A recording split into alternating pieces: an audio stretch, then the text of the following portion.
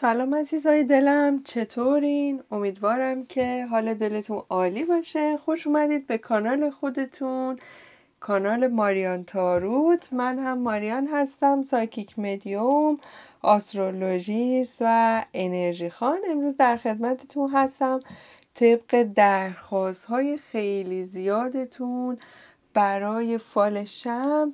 در خدمتتون هستم با این فال زیبا و پرطرفدار. فال شمع بچه‌ها یکی از فالها و انرژی خانی های بسیار بسیار قدیمی هستش که از زمانهای خیلی قدیم انجام می شده، با قطرات اشک شمع انجام میشه و بسیار بسیار فال دقیق و پر انرژی هستش و میتونه از الان تا آینده های طولانی مدت‌تر رو بهتون نشون بده. اینجا 2 گزینه براتون آوردم. شمعایی هم که استفاده میشه برای فال شمع همه از شمع‌های دستساز و پارافینای ارگانیک هستش که انرژیاشو چند برابر میکنه. اولین شمع سبز رنگ هستش اینجا بچه‌ها، رنگ سبز زیبای این شمع رو میبینید و دومین شمع صورتی رنگ هستش. شما عزیزان میتونید یکی از این شمع‌ها رو انتخاب کنید به نیت خودتون، یکی رو برای یک عزیز و دوست دیگه انتخاب کنید که میتونه هر کسی از نزدیکان و عزیزانتون باشه، یا اگر نیت براتون سخته روی هر دوتا نیت کنید و همه رو گوش بدید، یا میتونید از شمع‌های مختلف سوالات متفاوتی بپرسید. خب من یک چند ثانیه طبق روال همیشه سکوت میکنم و صدای کاسه تبتی رو براتون در میارم. شما عزیز دل میتونید در این چند ثانیه ذهنتون رو خالی کنید و به هیچ چیزی فکر نکنید. در این ریدینگ من هر چیزی که در تقدیر و سرنوشتتون باشه رو براتون آشکار میکنم. پس از الان میتونید چشمای قشنگتون رو ببندید و نیت کنید.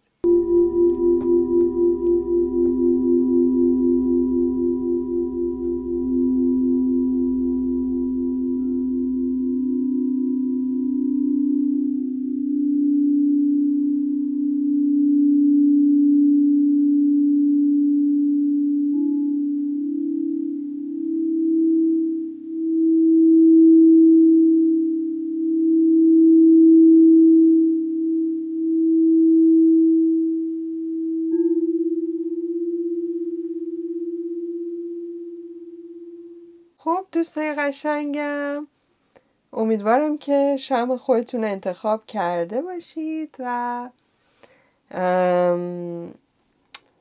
بتونید که نیت بکنید. اگر زمان بیشتری لازم دارید میتونید ویدیو رو پاس کنید و بیشتر به خودتون اجازه بدید برای نیت کردن. من در کنار فال شمع از 2 دک خیلی قوی استفاده میکنم. یکی اوراکل دک لیتل ویچ هست و دومی هم تاروت دک اینچنتر تاروت هستش. پس من شما عزیز دل رو دعوت میکنم به اینکه در پایل خودت با من همراه باشی. خب عزیزان، پایل اول و شمع سبز رنگ، در خدمت شما عزیز دل هستم. اول کارت ها رو انتخاب میکنم ولی باز نمیکنم براتون. رو دستای من نیت کنید تا کارت های این پایل رو براتون انتخاب کنم. ببینیم که چه چیزی در سرنوشت و آینده عزیزی که شمع سبز رو انتخاب میکنه در پیش هستش.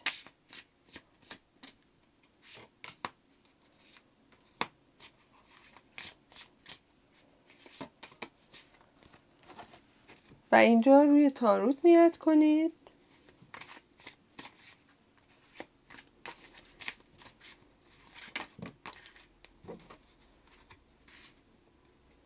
خب اینجا 2 کارت.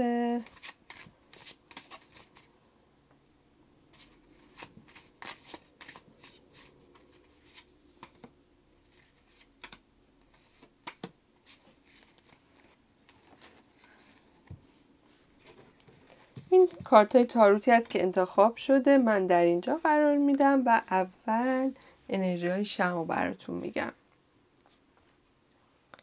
ببینیم که این فالشم چه چیزی رو میخواد نشون بده به شما عزیزان.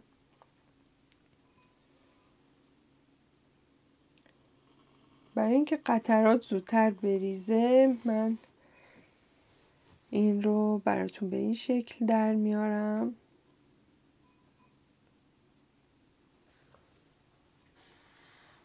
خب دوستای گلم، همین ابتدای کار من یک سری مسائل و چیزها دارم میبینم. اول اسمی که توش ت داره، الف داره یا ف داره، حتی میتونه اسم فاطمه باشه. برای همچین اسامی که این حروف درشون داره، ف، الف، ت یا صاد، براتون امضا، در آینده نزدیک، دیدار و ملاقات، خوشحالی، خبر بارداری یا تولد یک نوزاد رو دارم میبینم. یا حتی به عیادت کسی که بچه دار شده رفتن، یا تبریک به کسی که بچه دار شده گفتن رو دارم براتون میبینم. از طرف دیگه یک سری جشن‌ها و مهمانی‌ها در راهه، یک سفر رو داره به من نشون میده. فرشته‌های زیبایی هستن که این فرشته‌ها رو داره نشون میده که حافظ و نگهبان زندگی شما عزیز دل هستن. خیلی هم زیبا افتاده. مبالغ مالی رو دارم میبینم و اینکه مبالغ مالی برای گردش حسابتون افتاده، یعنی دریافت پول یا دادن پول، صاف شدن یک بدهی یا قرض رو براتون میبینم. موفقیت روی کار اداری و قانونی افتاده. یک قلب زیبا رو میبینم. قلبتون خیلی پاک و صاف و بی‌آلایشه و یک انرژی عاطفی هم براتون افتاده. برای عزیزان این پال که روی مسائل عاطفی نیت کردین، خوشحالی عاطفی میبینم. شرکت در مراسم عقد و ازدواج افتاده. میتونه برای خودتون باشه یا یکی از عزیزان و نزدیکانتون، یا دعوت بشید و شرکت کنید. پرنده ها از خبرهای خوبی براتون میگن. شادی و خوشحالی رو داره نشون میده. آقایی رو میبینم میان سال، رو به مسن، با چهره‌ای که کشیده هستش و کمی عبوس و بد اخلاق. انرژی منفی از سمت این آقا بهتون میرسه، ولی گوش ندین و خودتون رو درگیر نکنید. برای شما عزیز دلی که روی این پای نیت کردید، خودتون رو بیش از حد دارید درگیر یک سری مسائل و موضوعاتی میکنید که ارزشی نداره و مربوط به گذشته هست و مربوط به مسائل تکراری و روند مشکلاتی هست که مربوط به گذشته هست و طی شده و شما هنوز دارید بهش فکر میکنید و مثل کسی که خدازاری داره اینها رو تو مغزتون میارید و مرور میکنید و هم خودتون و هم عزیزانتون رو باهاش آزار میدید. سعی کنید از این عادت مخرب دست بردارید و خودتون رو درگیر چیزهایی که دیگه وجود ندارن و مربوط به گذشته هستن نکنید. درگیر افراد مخرب یا حرف و حدیث هایی که مربوط به گذشته هست نکنید. تو طبیعت رفتن براتون هست. یک کوه رو میبینم، یک آبشار رو میبینم. جای رفتن براتون هست، تو طبیعت بودن براتون هست. نقطه های عطفی هست تو زندگیتون، نقطه های مختلف که مثل نقطه های عطف زندگیتونه و باز شدن گره ها و گره گشایی ها رو براتون میبینم. یک روبوسی در پیشه. یک عزیزی میاد و یک روبوسی رو براتون داره نشون میده. همچنین بغل کردن یا در آغوش گرفتن یکی از همخونان تو آینده رو دارم براتون میبینم که خیلی خوب و خوشیوم هست. خبری راجع به خونه هست و راجع به یک موضوع مسئله کاری و مالی هست که براتون عالی افتاده. در ادامه این روند ستاره رو دارم میبینم. اگر درگیر مسائلی هستید مربوط به کسالت یا بیماری ها، همه التیام یافتن براتون افتاده، خوشحالی براتون افتاده و ممکنه که یک سری سردردها و انرژی هایی که براتون سردرد بیاره و حتی دندان درد اینجا براتون افتاده، ولی حل و فصل میشه. حل شدن و بهبود رو داره نشون میده. یک نشست رو دارم براتون میبینم. نشست 3 نفری. 3 نفر کنار هم نشستن بحث و گفتگو و صحبتی دارن با هم میکنن، یا یک تصمیم گیری 3 نفری رو اینجا داره نشون میده. برای شما عزیزی که توی این پایل هستی، یک دسته گل افتاده، خوشحالی، یا کسی که با یک دسته گل به سمتت میاد، هدیه یا سورپرایز افتاده. پروانه رو میبینم که از اتفاقات خوشحالی و شادی برای شما میگه. کسی هستش که یک بار سنگینی رو داره حمل میکنه، بار سنگینی روی دوشش هست و به زمین گذاشتن این بار سنگین توی این فال شمع در اومده. عدد 5 رو دارم میبینم. توی 5 ماه آینده یا 5 هفته آینده براتون هم خبری هست، هم روی مسائل مالی زندگیتون گشایشی هست، یا چیزی که روش فکرتون رو درگیر کرده براتون روش گره گشایی هست. کاغذ و برگه‌ای رو داره نشون میده. برای خیلی از شما یا عزیزانی که روی این پایل هستید گره گشایی هست و همچنین معامله ماشین یا سند ماشین یا تغییر ماشین، همچین حالتی دیده میشه. یه دلگرفتگی رو دارم میبینم، یا دلتون گرفته یا غمگینید که این دلتنگی که براتون هست یا دلگرفتگی تو آینده براتون برطرف میشه. بعد زمان بدید. پا رو میبینم، رد پایی کسی تو زندگیتون یا کسی که ازتون دوره و شما دلتنگ و دل گرفته هستید برای یک شخصی. دلتنگی و دلگرفتگی براتون تو این پایل در اومده. در کل رو فال شمعتون این چیزای جالب در اومده بود و من تا اینجای اشکار رو که دیدم در همین حد بود. بریم ببینیم که رو تاروت چی در اومده. علاوه بر اون اینجا حرف میمم میبینم. حروفای دندونه دار زیاد هستن، ولی خب چون که شما عزیزان تعدادتون خیلی زیاد نمیشه روی حروف و اسامی تکیه کرد، چون این فال شامل حال همتون میشه. و دست دادنهایی رو میبینم. با کسی دارید دست همکاری، دست یاری یا دست دوستی میدید و انرژی های دوستی و شراکت هم افتاده. خب بریم برای تاروتتون. و عزیزان شمع سبز، خوش اومدید به پایل خودتون. برای تاروت خانی این پایل کارت ها رو بهتون نشون میدم. دپیر، یک صدف زیبا اینجا هست که مروارید داخلشه. داگ، یک سگ خیلی باحال که داره بازی و برجه برجه میکنه. دولف، گرگم براتون در اومد، هم سگ هم گرگ. و رینبو، رنگین کمان. 10 of cups، چقدر زیبا، دقیقا همون چیزی که توی شمع بود. 8 of wands و 3 of pentacles، 3 سکه. page of swords، پیک شمشیر و king of wands. چقدر زیبا و جالب در اومد این ریدینگ که براتون تفسیرش میکنم. دوستای عزیزم، کارت ها رو دونه دونه براتون میخونم. البته که من یک داستانی رو دارم اینجا میبینم. کارت ها دارن برای من یک چرخه ای از تقدیر و سرنوشت شما رو تعریف میکنن که بسیار جالب و مورد توجه هستش. ببینید که اگر که از نزدیک بهتون نشون بدم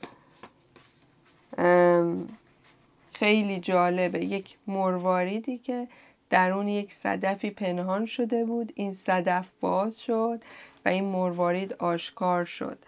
بعد این مروارید خود شما بودید که وارد مسیر تازه زندگی و تقدیر و سرنوشت شدید و مثل این سگی که اینجا شروع کرده، مثل همون سگی که در دفول هست، کارت دفول شماره 0 تاروت که شروع میکنه به آغاز مسیر و سفر زندگی، شما این رو انجام دارید میدید. یعنی از یک دانه مروارید قدم گذاشتید توی یک راه و مسیر پر از چالش، اینجا به یک گرگ تبدیل شدید و در آخر ببینید که یک رنگین کمان زیبا و یک جایگاه عالی براتون اتفاق افتاده. پس چی داره توی این داستان و این کارت ها داره به شما عزیز دل میگه؟ توی پیر یا مروارید داره میگه که در تقدیر شما یک گنجی پنهانی وجود داره که باید با صبر و تجربه بهش برسید. این میتونه یک استعداد خاص باشه، یک رابطه ارزشمند باشه یا یک حقیقتی مهم درباره خودتون باشه. بعد از اون این سگ براتون اومده که نماد وفاداری، دوستی‌های پایدار و پشتیبانی معنویه. ببینید توی تاروت هر جا که پشتیبانی معنوی رو بخواد نشون بده، مخصوصا توی رایدر ریت اسمیت و دک هایی که بر اساس اسمیت هستن، سگ رو آورده. سگ نماد وفای معنویه و نماد پشتیبان معنویه و یک راهنمای روحی رو حتی تو راه و مسیر زندگیتون داره بهتون نشون میده.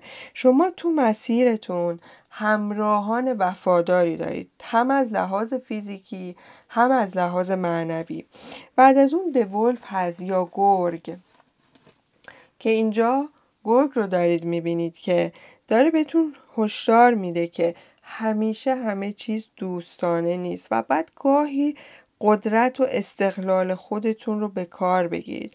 ممکنه که شخصی با ظاهر دوست ولی نیت متفاوت سر راهتون بیاد و این شبیه کارت دمون تاروت هم هستش که از آشکار شدن چیزهای پنهانی صحبت میکنه و از دشمنان پنهانی در مسیر و راهتون داره صحبت میکنه.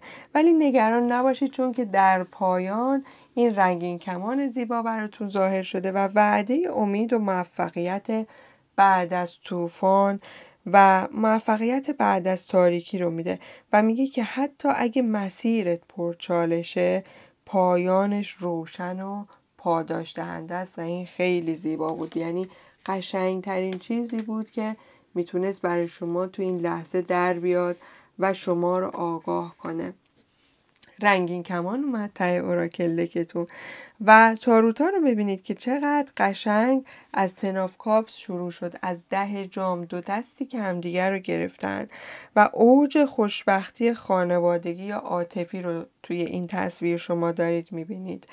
و اینجا ببینید که این رنگین کمان با این دست هایی که گرفتن دوباره شکوفا شده و میتونه تشکیل خانواده باشه، برای خیلیاتون که مجردید ازدواج باشه، رسیدن به صلح در روابط باشه، به آرامش خانوادگی رسیدن باشه یا اتحاد دوباره با کسی باشه که براتون خیلی مهمه.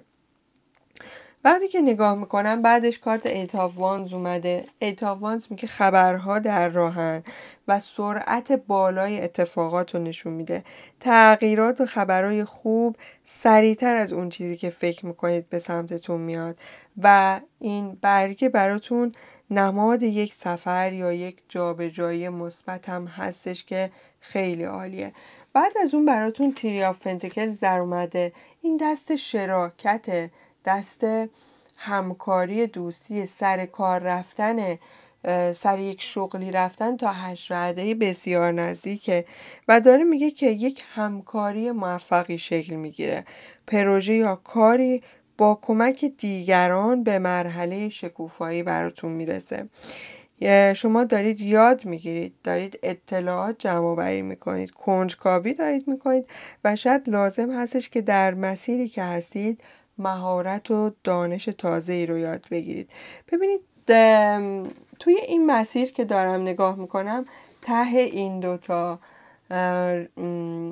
یعنی ته این ردیفی که چیده بودم پیج آف سورس اومده. پیج آف سورس نمادش اینجا توی این دک یک انرژی مؤنثیه که پیک شمشیرش یک دختر زیبایی که شمشیر دستشه و پشت سرش یک حاکم چوبیه که با اقتدار ایستاده و داره ازش پشتیبانی میکنه. شما دارید یاد میگیرید، دارید تو مسیرتون مهارت و دانش یاد میآموزید و کینگ آف وانز اینجا نشون میده که هم خودتون به یک جایگاه الهام بخش و به یک جایگاه رهبری در آینده میرسید و به یک جایگاهی میرسید که با اعتماد به نفس و انرژی بالا دارید دیگران رو هدایت میکنید. هم کسی داره از شما پشتیبانی میکنه، انرژی میده، کسی که تاج رو سرشه یا یک مقام و انرژی بالایی داره و یک تکیهگاه محکمی هستش.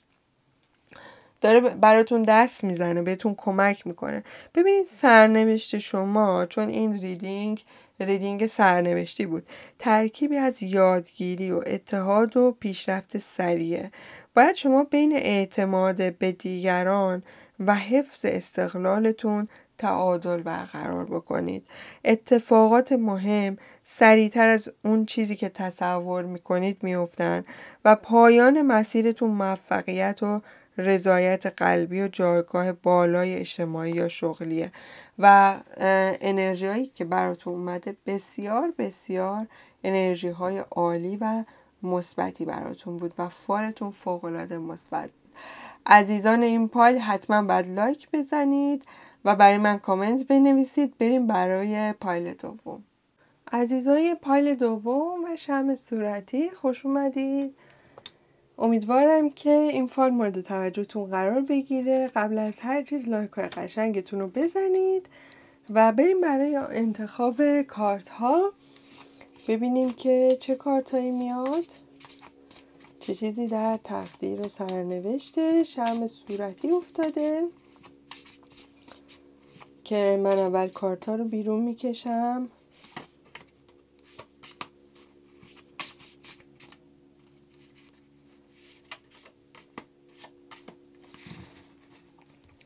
و برای انتخاب تاروت رو دستای من انرژی بذارید ببینیم که چی در میاد. 3 تا کارت اینجاست و یه کارت دیگه هم میخوام.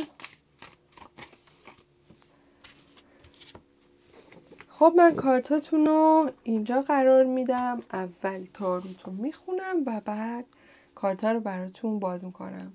میخوام اول شمع براتون میخونم و بعد تاروت رو براتون باز میکنم. دوستای گلم، این شمع رو به نیتتون روشن میکنم، میذارم ببینم که چه نقشایی در میاد. شمع خاموش شد و یک توده خیلی بزرگ اینجا افتاد.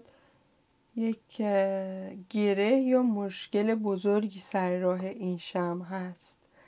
یک ناراحتی و غم بزرگی تو دلتون هست و من این رو دارم میبینم. روی 4 وعده آینده روی ناراحتیتون خبر یا گشایشی هستش.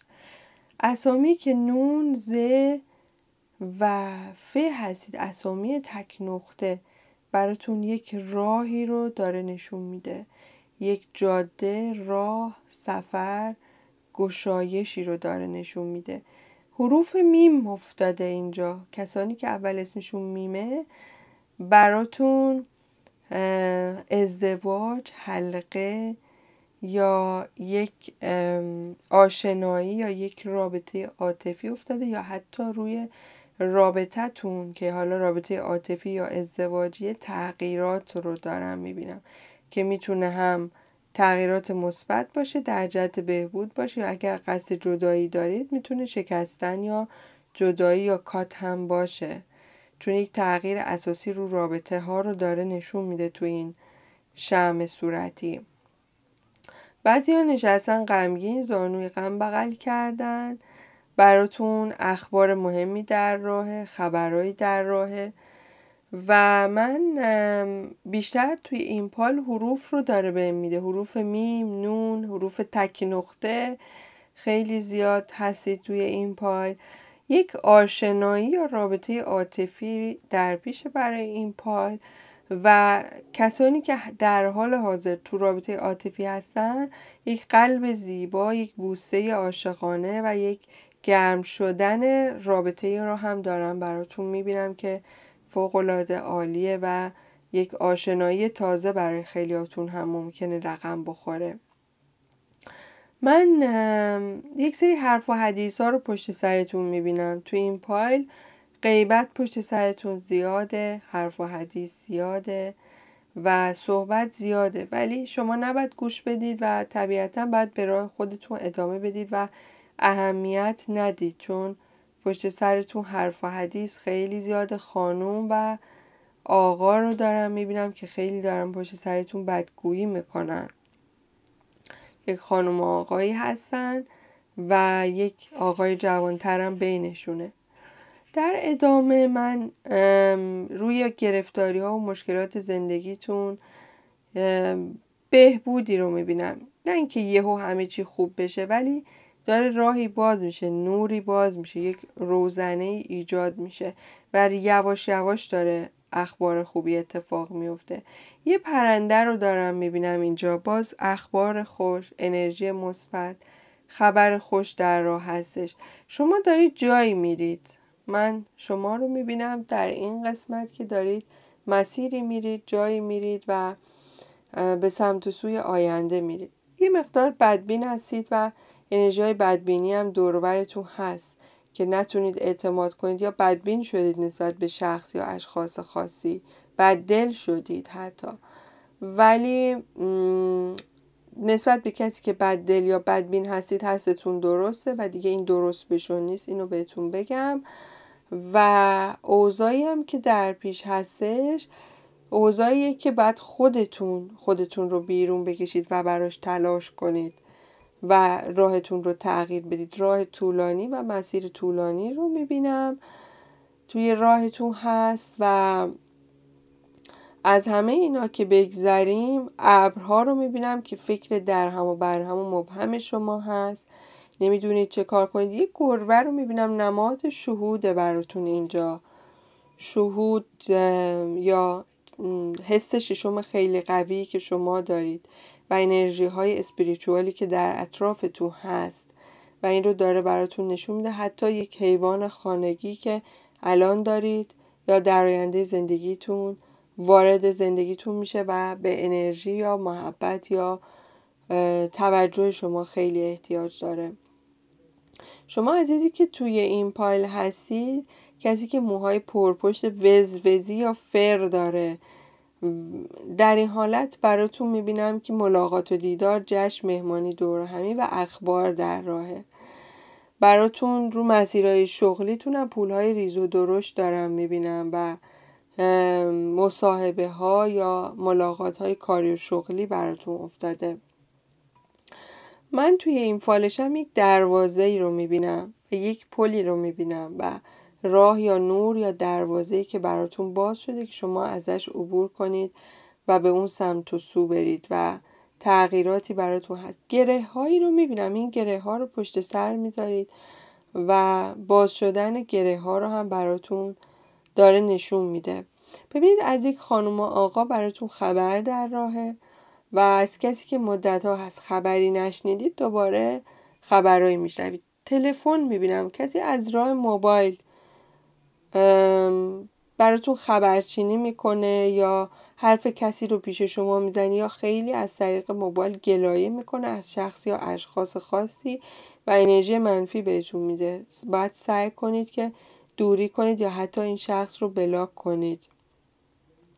من یک حاله از نور و از انرژی های روحانی در اطرافتون میبینم، محافظت در اطرافتون میبینم، خیلی انرژی های پاک و روشنی هستن براتون. و همچنین برای عزیزانی که تو این پایل هستید هم سفر افتاده، هم علاوه بر سفر حلزون میبینم. شاید یک مدتیه که همش با جواب نه روبرو میشید یا کاراتون کند پیش میره یا به بلاک میخورید. از این شرایط بیرون میان، یک تایمی داره که ازش عبور میکنید و گذر میکنید. دست افتاده، دست کمک، دست همراهی، دست یاری و دستی که به کمک شما میاد و کاری رو براتون انجام میده.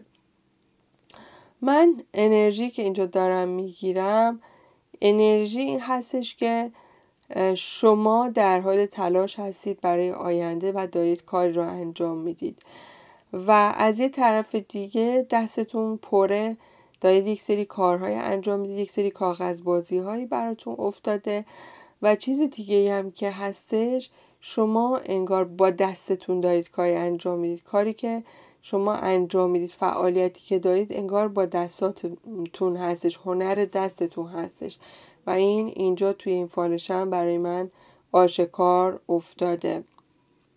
یه موضوعی هستش انگار یه آدمی خیلی رو مختون هست با حرفها و رفتارش و ذهن شما رو خیلی گاهی اوقات میرنجونه، ناراحت میکنه و عصبی میکنه و شما دارید تحمل میکنید و توی اون لاک و حاله محافظتی خودتون فرو رفتید. این براتون خوبه.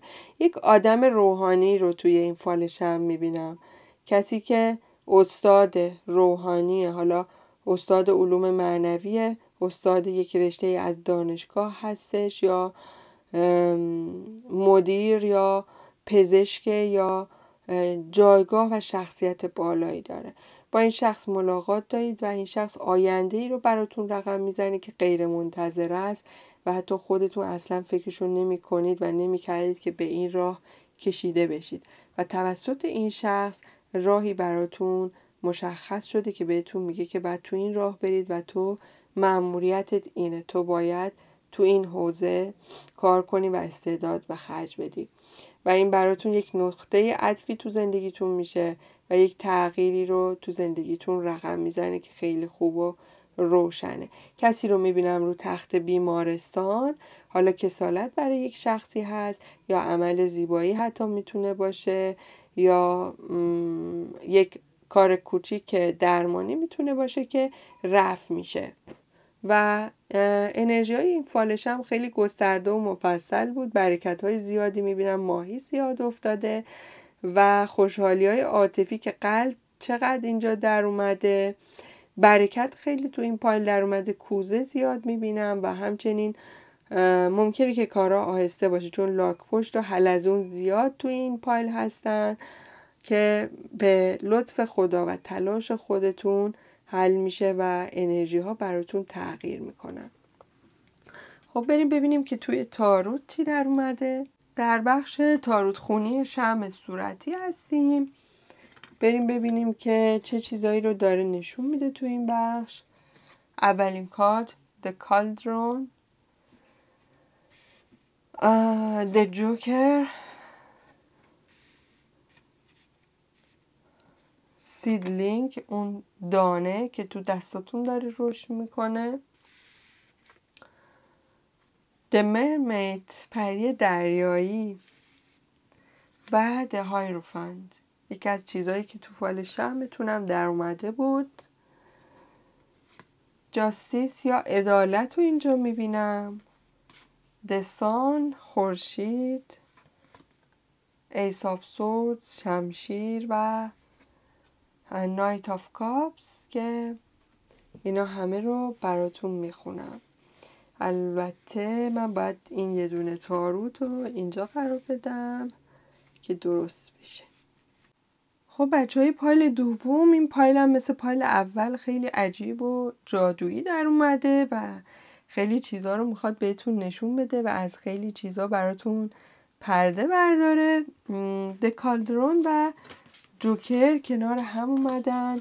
کالدرون بچه همون دیگ جادویی هستش، دیگه هستش که جادوگرها ازش استفاده میکنن برای جادو و طلسم و هر چیزی استفاده میشه و این دیگه جادو در کنار جوکر که همون دلقک روی صحنه هستش یا همون نماد دفول توی تاروت اسمیت هم میتونه باشه.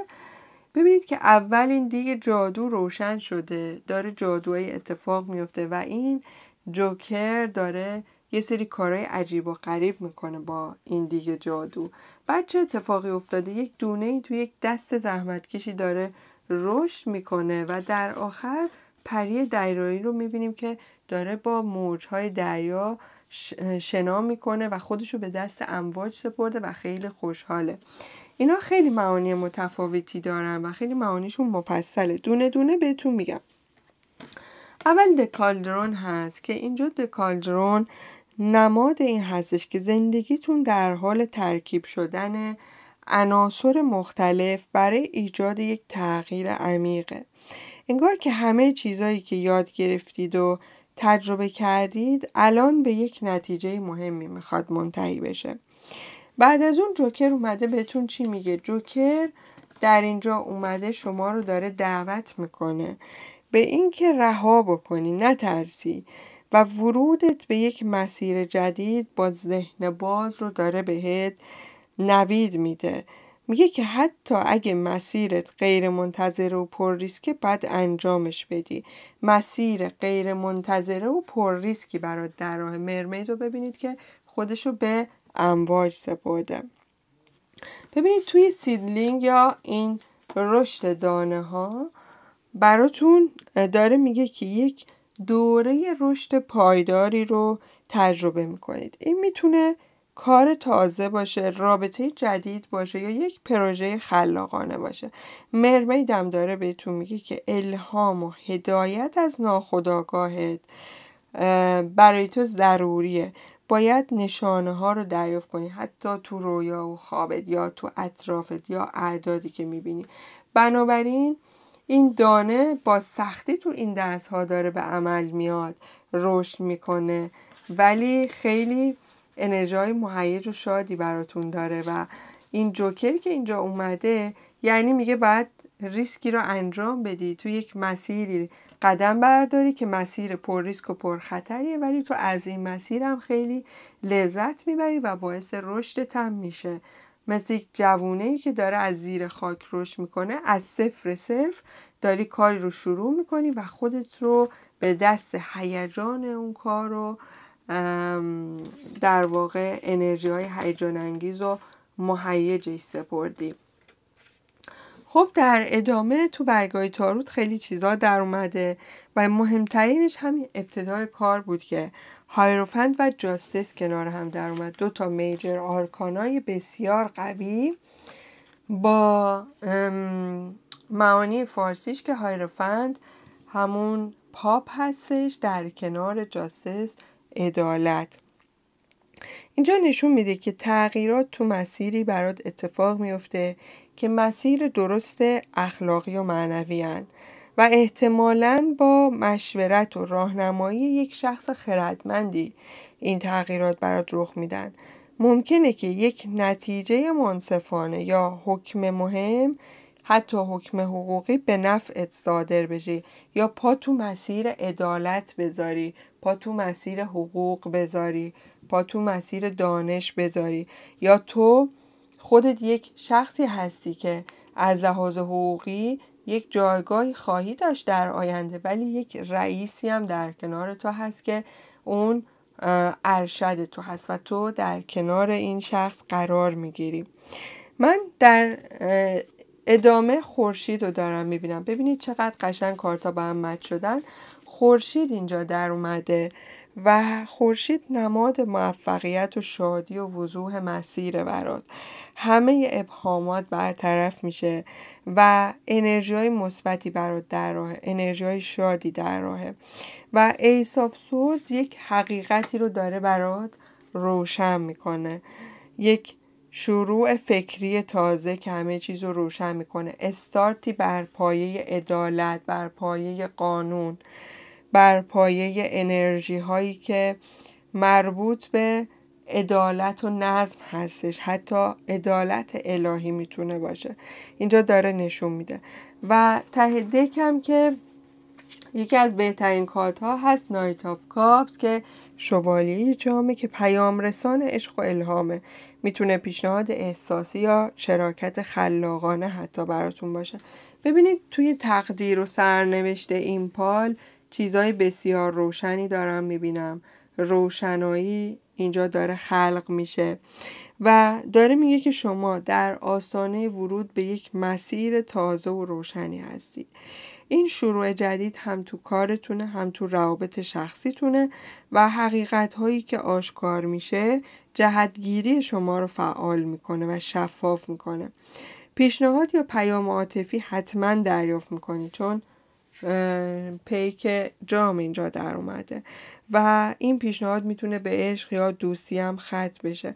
نتیجه یک پرونده، یک تصمیم یا قضاوتی به نفع شما تمام میشه. شما در آینده قضاوت میشید، حالا برای کارتونه، برای جایگاه شغلیه، برای کارهای اداریتونه، در یک مسیر قضاوتی قرار میگیرید و من انرژی این پای رو خیلی خوب و روشن براتون میبینم و شما مثل کسی هستید که از یک طوفانی عبور میکنید و مسیر روشن و مسیری بر پایه قانون و عدالت رو برای خودتون رقم میزنید و کاری رو انجام میدید که کار منطقی و عقلانیه و بالانس و توازن رو تو زندگیتون ایجاد میکنه.